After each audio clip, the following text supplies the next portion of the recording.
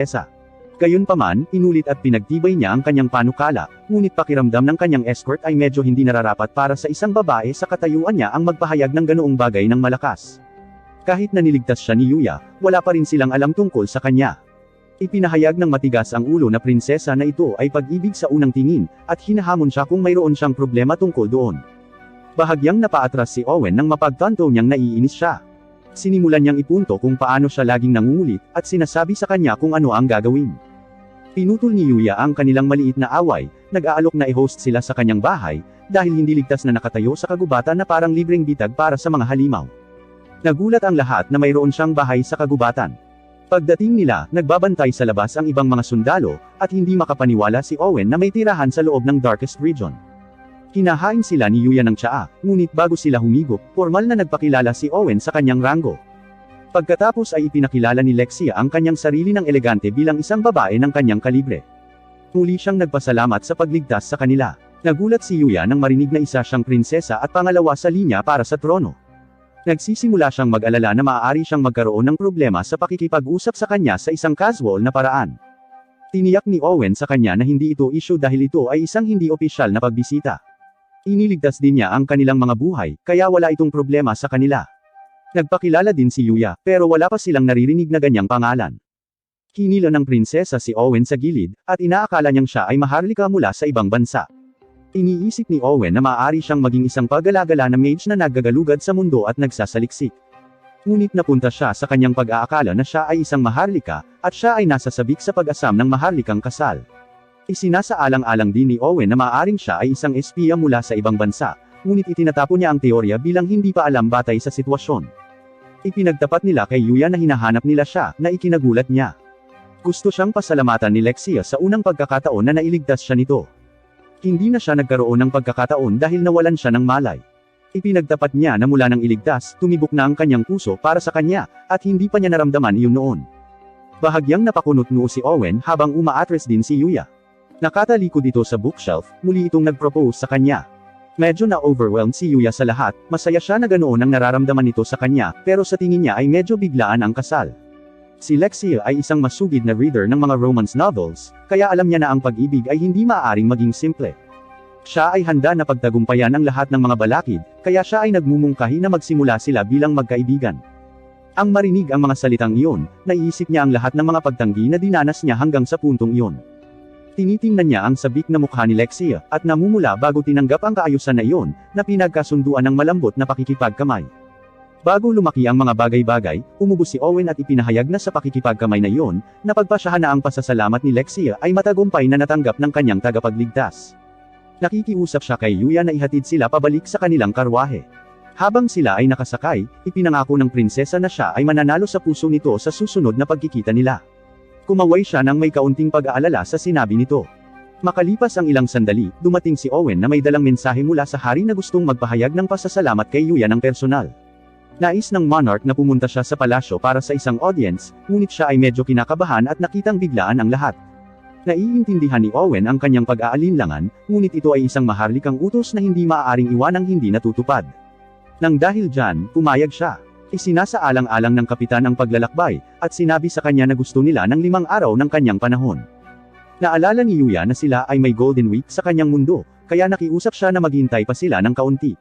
Sinabi sa kanya ni Owen na dahil sila ang gumagawa ng hindi makatwirang mga kahilingan, mas handa silang maghintay hanggang sa magpasya siya sa isang petsa. Samantala, sa labas ng kabisera, isang lalaking nakamaskara ang nagbasag ng kanyang baso sa pagkabigo nang makatanggap siya ng balita na nabigo ang kanyang operasyon. Inamin ng kanyang subordinate na responsable, na wala siyang dahilan. Ang mga assassin na pinadala niya ay naghiwalay kay Lexia mula sa kanyang mga knights gaya ng binalak. Gayunpaman, nagkamali ang mga bagay nang pumasok sila sa darkest region kung saan sila nalipol ng mga halimaw. Nagtatanong ang lalaking nakamaskara kung bakit buhay pa si Lexia. Ang kanyang nasasakupan gayunpaman ay hindi pa nalaman ang impormasyong iyon. Iniinis nito ang boss at binigyan siya ng isang matalim na tingin bago siya paalisin. Nagmamadaling lumabas ang lalaki dahil sa takot. Ipinaalam sa kanya ng kanyang amo na isa na lang ang pagkakataong magkakaroon siya. Tinatawag siya ng nasasakupan bilang kanyang kamahalan, habang ipinapahayag niya ang kanyang pangunawa. Pagkaalis niya, ibinaba ng lalaki ang maskara sa kanyang mukha at tumitig sa kisame, na sinasabing hindi niya makakalimutan ang ginawa sa kanya ni Lexia at nangako na hindi siya makakatakas sa kanyang paghihiganti. Samantala sa normal na mundo, minarkahan ni Yuya ang araw na balak niyang makita ang hari sa kanyang kalendaryo.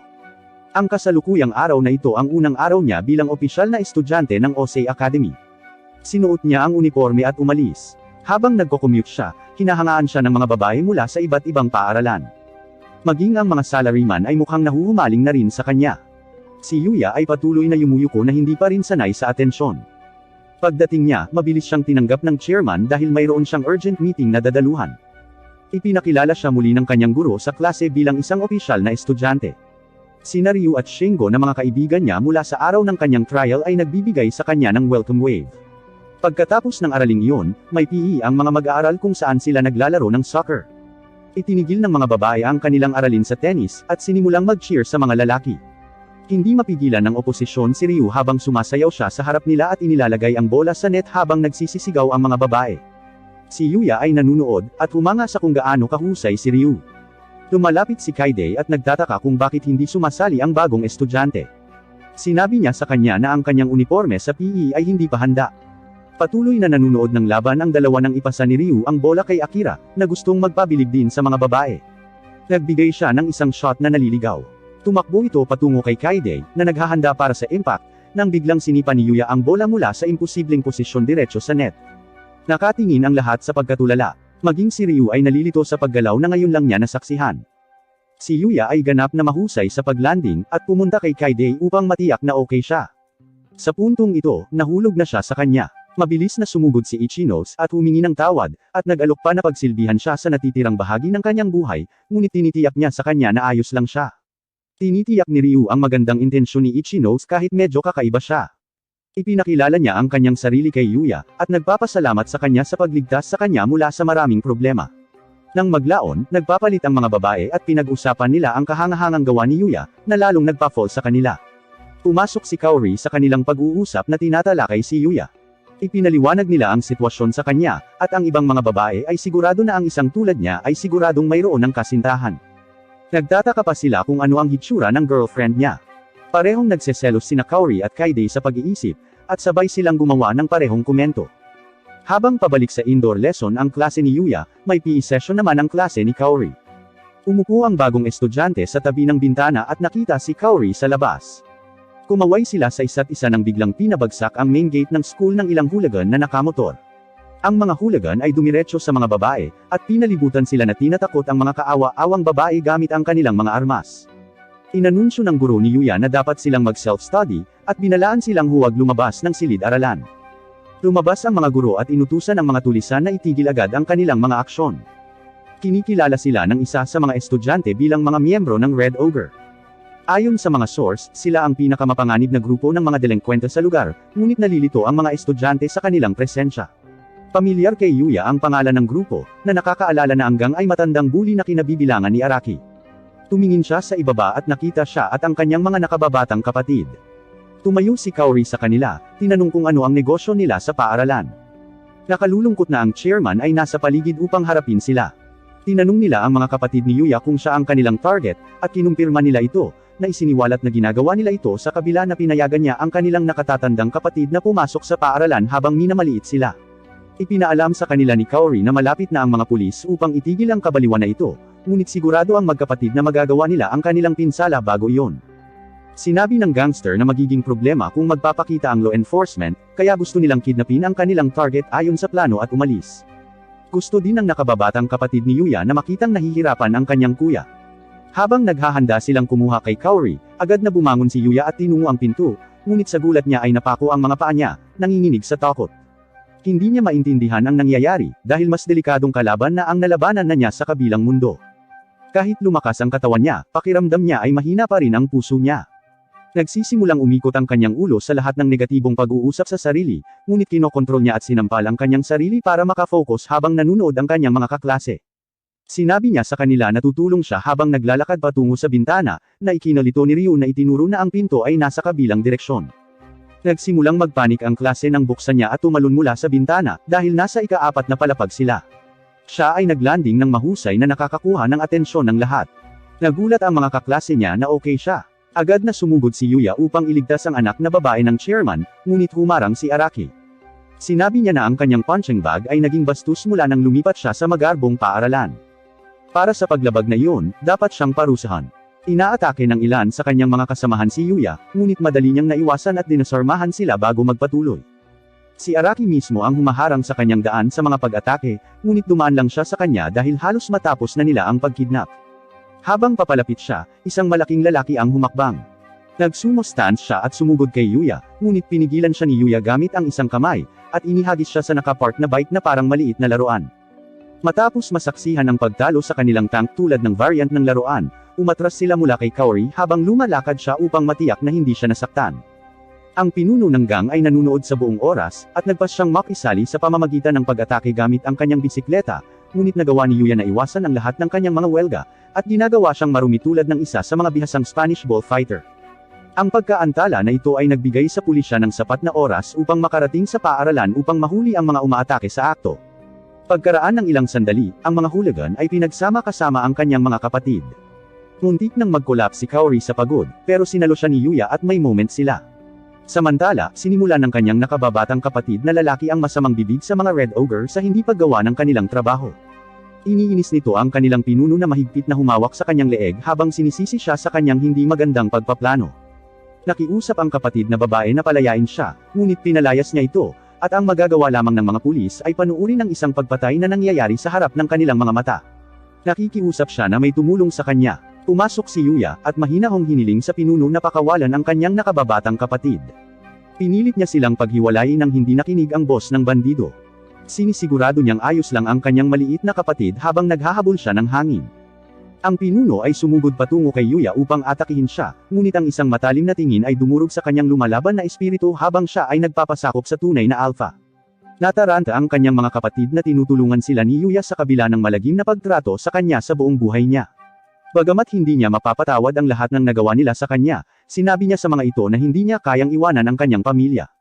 Ang kanyang mga salita ay tumatama sa kaibuturan ng kanilang puso, habang sila ay umiiyak at humihingi ng tawad sa kanilang nakatatandang kapatid.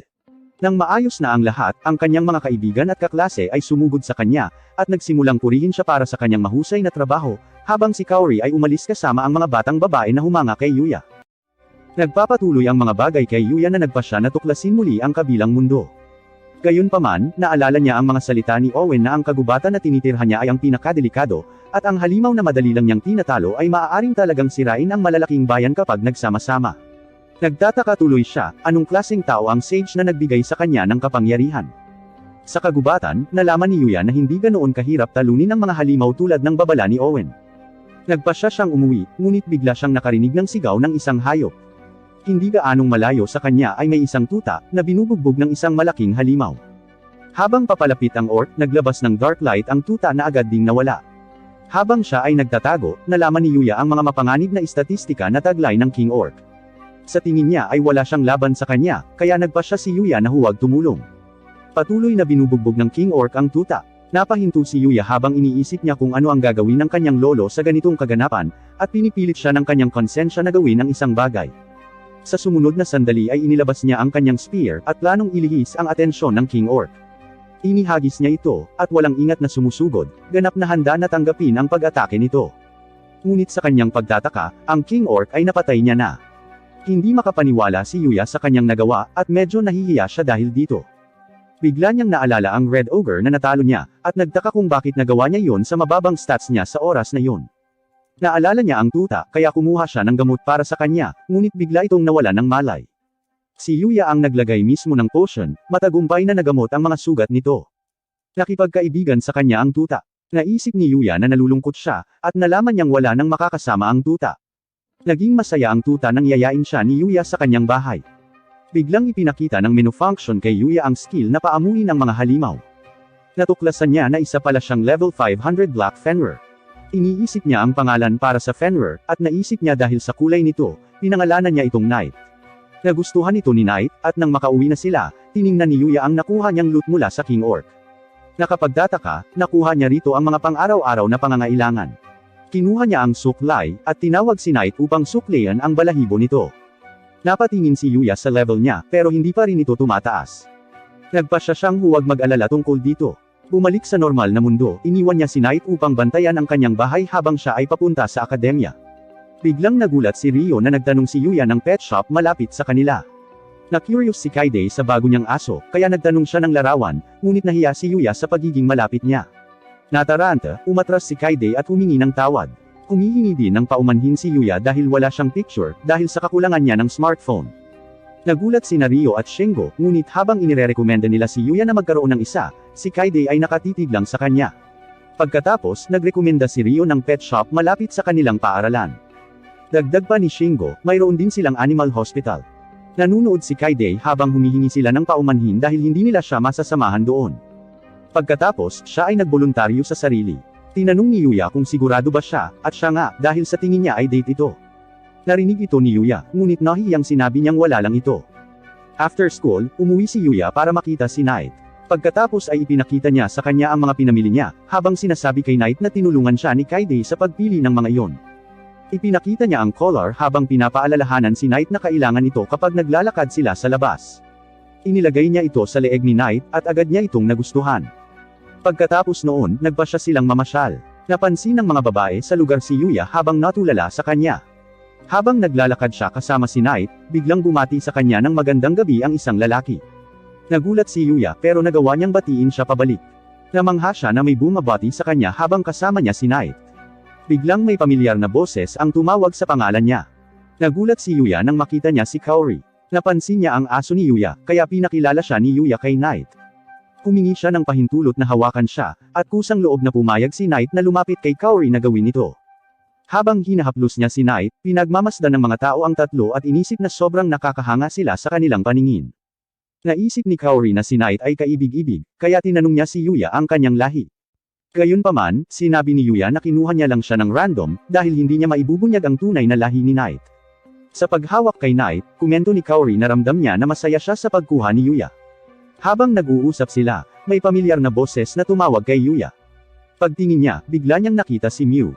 Pagkatapos ay nalaman niya mula sa kanya na nakatira siya sa lugar na iyon. Tinanong ni Kaori si Yuya kung siya ba ang inaakala niyang model kaya pinakilala ni Yuya si Mew. Pagkatapos, pinakilala rin niya si Knight kay Mew. Masaya ang pakiramdam ni Mew na makilala sila, ngunit napansin ng mga tao sa paligid ang presensya niya at tinitigan sila. Tinanong ni Mew si Yuya kung itutuloy niya ang paglalakad doon sa susunod, at buti na lang, balak ni Yuya. Masaya si Mew na muli niya itong makikita. Habang pinapanood sila, tahimik lang si Kaori. Umalis si Mew. Biglang nakuha ni Kaori ang atensyon ni Yuya, at habang kinakabahan ay tinanong niya kung nililigawan niya si Mew. Nagpanik si Yuya at itinanggi ito. Ipinahayag ni Yuya na hindi siya sapat para sa kanya, pero sumisigaw si Kaori na hindi ito totoo. Na-realize niya na kakaiba ang sinabi niya, pero biglang may narinig silang humihingi ng tulong. Tumakas ang isang snatcher kaya inutusan ni Yuya si Knight na habulin siya. Tumakbo si Knight patungo sa lalaki. Nag-aalala si Kaori, ngunit hinawakan ni Yuya ang kanyang kamay at kinaladkad siya kung saan. Pinuntahan nila ang biktima na nag-aalala sa kanyang bag. Tiniyak sa kanya ni Yuya na okay lang, habang nakatingin siya kay Knight, na kinagat ang damit ng snatcher at kinaladkad siya patungo sa kanila. Kiniling ni Yuya kay Kaori na tumawag ng pulis, ngunit nang marinig ito ng snatcher, kinuha niya ang kanyang kutsilyo para saksakin si Kaori. Sa sobrang takot ay napapikit si Kaori, ngunit nakita niyang pinigilan siya ni Yuya. Agad na pinatumba ni Yuya ang snatcher. Namangha ang mga tao sa paligid habang pinupuri siya. Nag-aalala si Kaori kay Yuya, kaya sinigurado niyang okay lang siya. Nagpalakpakan ang mga tao, at nagpasalamat si Kaori sa muling pagligtas sa kanya. Pagkatapos noon, dumating ang mga pulis. Bumalik sa kabilang mundo, naglakas loob si Yuya para sakupin ang malaking teritoryo ng demonyo. Hinimok niya si Knight na sumama, habang umaakyat sila patungo sa bangin, at agad na inaatake ang halimaw na kanilang nakita. Matapos itong alisin, sumugod sila patungo sa isa pang halimaw at tinalo ito. Napansin ni Yuya na may nakaabang. Tumakbo si Knight patungo dito habang umiiwas sa mga atake nito, at sa huli ay kinagat siya. Patuloy niyang kinakagat ang laman nito, at inaatake siya ng kanyang paa. Matapos talunin ang halimaw, umalangaw-ngaw ang alulong ni Knight. Habang nag-e-explore sila, biglang huminto si Yuya, at nag-cast ng invisibility. Nakita niya ang isang crystal deer, at sa pagtingin sa mga istatistika nito, natuklasan niya na ito ay mas malakas kaysa sa King Orc, at maaari pa itong gumamit ng mahika. Habang nag-iisip si Yuya kung makikipaglaban sila, napansin niyang nakatingin sa kanya ang crystal deer. Naguguluhan siya dahil ginagamit niya ang kanyang invisibility, ngunit dahan-daang lumalapit ang halimaw. Sa oras na iyon, imposible ang mga sorpresang pag-atake, ngunit nagpa siya si Yuya na labanan ng direkta. Ang Crystal Deer ay umuungol sa kanila. Matapos iwasan ang pag-atake, inutusan ni Yuya si Knight na salakayin ang Crystal Deer. Tinamaan ni Knight ang isang sungay nito, at inihanda ni Yuya ang sarili para umatake, ngunit mahiwaga, biglang nagliwanag ang sungay nito. Pagkatapos nito, inilabas ang Flame Magic patungo kay Yuya at Knight. Sa susunod na sandali, ang isa pang sungay nito ay bumubuo ng bola ng mahika, at isang malakas na combination magic ang bumaril patungo kay Yuya. Nakaligtas ang dalawa, ngunit hindi sila pinabayaan ng Crystal Deer na makatakas. Pagkatapos, hiniling ni Yuya kay Knight na gumawa ng pagkakataon sa pag-atake para sa kanya. Tuloy-tuloy na tumalon si Knight sa mabilis na paggalaw. Ang Crystal Deer ay bumubuo ng dalawang uri ng mahika gamit ang mga sungay nito, at umaatake sa lugar. Naganap ang tuloy-tuloy na pagsabog ng mahika. Gayunpaman, si Knight ay sumalisi ng isang atake, at sa naibigay niyang sugat, sinundan nito ni Yuya at tinapos. Agad niyang tiningnan ang mga nahuhulog na item nang bigla siyang nakakita ng isang cube, at natuklasan na ito ay isang open-air bath set. Sa pagkamangha, binuksan ito ni Yuya, at ini-activate ang Cypress Bath function. Mula sa kung saan, may lumabas na paliguan.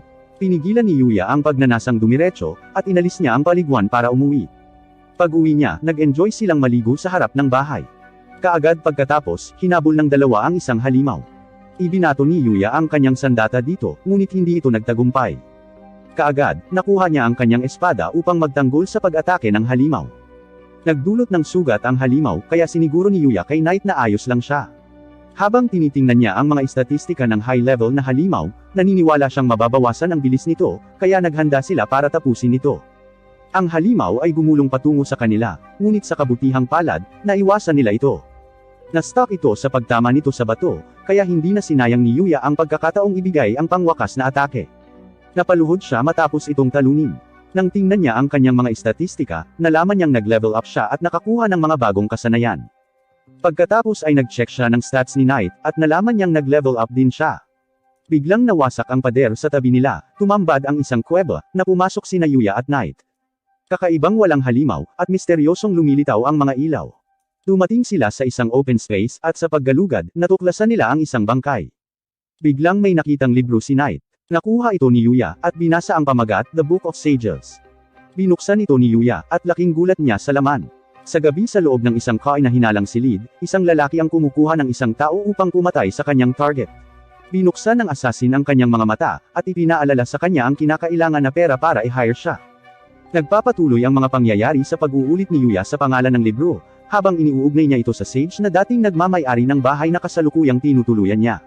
Nagsimula siyang magbasa at nakumpirma ang kanyang mga hinala ng ihayag ng sage na pinagkadalubhasaan niya ang lahat ng bagay sa mundo sa isang mataas na antas, para sa mahika at martial arts, maging sa pagluluto at pagkanta. Dahil dito, pumasok siya sa kaharian ng mga Diyos noong siya ay nabubuhay pa, at inalok pa siyang maging isa sa mga Diyos, ngunit tinanggihan niya ang kanilang paanyaya. Ang sinulat ng sage ay tumutugon kay Yuya, habang nagkokomento siya na ang lakas na taglay niya ay mas malakas kaysa sa kanyang nalalaman, at dahil doon, darating ang araw na ang mga tao sa paligid niya ay magsisimulang matakot sa parehong lakas na meron siya. Ito ang nangyari sa kanya, at pakiramdam niya ay nag-iisa siya sa tuktok. Ayaw ng sage na tahakin ni Yuya ang parehong landas, at magkaroon ng ganitong uri ng kahabag-habag na wakas. Nag-iisip ng malakas si Yuya kung paano niya gagawin ang mga tao sa paligid niya na hindi matakot sa kanya. Maririnig ang boses ng sage habang sinasagot niya na si Yuya ay dapat bumuo ng mga relasyon ng tao, na binibigyang diin ang pagtitiwala. Ikinagulat niya ito habang iniisip niyang may naririnig siyang mga bagay-bagay. Ipinagpapatuloy niya ang pagbabasa ng libro habang ipinapaliwanag nito na ang relasyong ito ay maaaring sa pagitan ng mga kaibigan at magkasintahan, o mga magulang. Ang mga taong ito ang maaaring mananatili sa kanyang tabi, kahit na ang lahat ng tungkol sa kanya ay alam na nila. Inamin ni Yuya na siya ay isang taong walang kaibigan hanggang kamakailan lamang, kaya ang paghahanap ng mga ganoong tao ay isang mabigat na utos. Nang muling tumugon ng sage, tinanggap na lamang ni Yuya na maaaring nakikipag-usap siya sa kanyang espiritu, habang sinasabi sa kanya ng sage na hanapin ang kanyang mga kaalyado sa sarili niyang paraan. Binigyan din siya ng sage ng pagkakataon na maghanap ng kaalaman sa isang paksa, kaya nagtanong si Yuya tungkol sa mahika at ang libro ay nagsimulang lumiwanag saglit. Inihayag ng sage na napuno niya ang aklat ng lahat ng nalalaman niya tungkol sa teorya ng magic. Ipinaliwanag niya na dahil taga-ibang mundo si Yuya, hindi niya taglay ang mga mahiwagang landas. Ibig sabihin, hindi siya marunong gumamit ng magic. Ang mga tao sa mundo ng pantasya ay gumagawa ng mahiwagang enerhiya sa kanilang mga puso, at mula doon, ito ay umiikot sa kanilang mga katawan sa pamamagitan ng kanilang mga daluyan ng dugo. Nagpasya ang Sage na ipagkaloob ang kanyang mahiwagang landas kay Yuya. Sa kanyang obserbasyon, ang kanyang mga landas ay napakahalaga sa mundo, kaya masasayang kung hayaan silang mawala. Gusto lang niyang magkaroon siya ng buhay na maipagmamalaki kapag nasanay na siya sa kapangyarihan. Nagsisimulang muling lumiwanag ang libro, habang lumilipad ang mga karakter sa pahina, at tinusok si Yuya sa dibdib. Sumugod si Knight sa kanya para siguraduhing ayos lang siya. Sa mga landas na inilipat sa kanya, ang Sage ay nagtatapos sa pamamagitan ng pagnanais sa kanya ng isang masayang buhay na puno ng magandang kapalaran. Nagpapasalamat si Yuya sa Sage para sa lahat sa pag-asang makakatagpo siya sa wakas ng kapayapaan habang nagbibigay siya ng kanyang huling paggalang sa bangkay. Si Yuya ay bumalik sa bahay, kung saan nagsimula siyang magbasa ng mga libro upang maunawaan ang mga prinsipyo ng mahika. Sinimulan ni Yuya na isabuhay ang ilan sa mga turo kasama ang Fenrir. Napapikit silang dalawa para makaramdam ng mahiwagang enerhiya. Hindi nagtagal ay naramdaman niya ang mahika na pagpintig ng kanyang puso nang ito ay nagmumula sa kanyang katawan.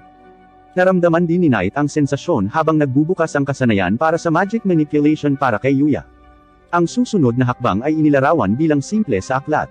Nagtuturo ito sa kanya na magtipon ng mahiwagang enerhiya sa kanyang palad, at para sa kanya na isipin ang mahika na nais niyang gamitin.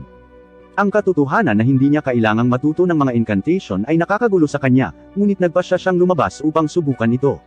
Itinaas ni Yuya ang kanyang kamay at sinimulan ang proseso, at binanggit ang kanyang intensyon na i-enchant ang isang water ball, at sa kanyang sorpresa, ito ay gumagana. Tumingin siya at nakitang ginawa din ito ni Knight sa unang pagkakataon. Pinuri niya siya sa isang mahusay na trabaho bago nila ito barilin sa malapit na puno. Ang pag-atake ay dumaan sa kanilang target, at sinisira ang iba pang mga puno sa likod, na ikinagulat nila. Samantala, si Owen ay may audience kasama ang hari habang nagbibigay siya ng kanyang ulat sa kanyang pinakabagong paglalakbay sa Darkest Region. Sinabi ng kapitan na nakipagkita siya kay Yuya at naghatid ng mensahe, ngunit hinayaan niyang mag-propose si Lexio sa hindi kilalang binata.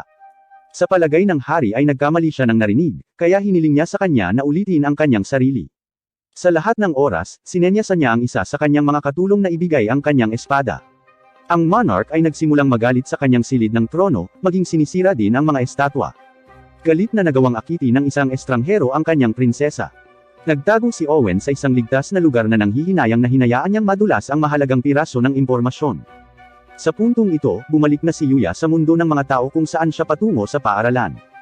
Habang kinukuha ng guro ang attendance, siya ay natulala at naisip ang tungkol sa kanyang bagong nakuha na paggamit ng mahika, at binabalaan ang kanyang sarili na mag-ingat kung kailan ito gagamitin.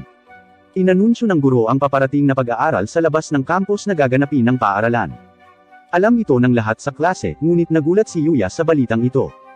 Pinayuhan siya ni UK na dapat ay mas alam niya ang mga aktibidad sa paaralan, bago ipaalam sa kanya na pupunta sila sa isang camping trip sa loob ng 2 araw bilang isang klase. Ipinagpatuloy ng guro ang kanyang anunsyo, na sinasabi sa kanila na sila ay ilalagay sa mga pangkat ng 4 na tao. Ang mga mag-aaral ay nagsasama-sama sa kanilang mga pangkat. Masaya si Kaide na kasama siya sa grupo ni Yuya. Si Akira ay bahagi rin ng kumpanya at nagsimulang magpakitang gilas, ngunit nag-ambala siya ng pinakabagong personalidad na si Rin, na formal na nagpakilala ng sarili.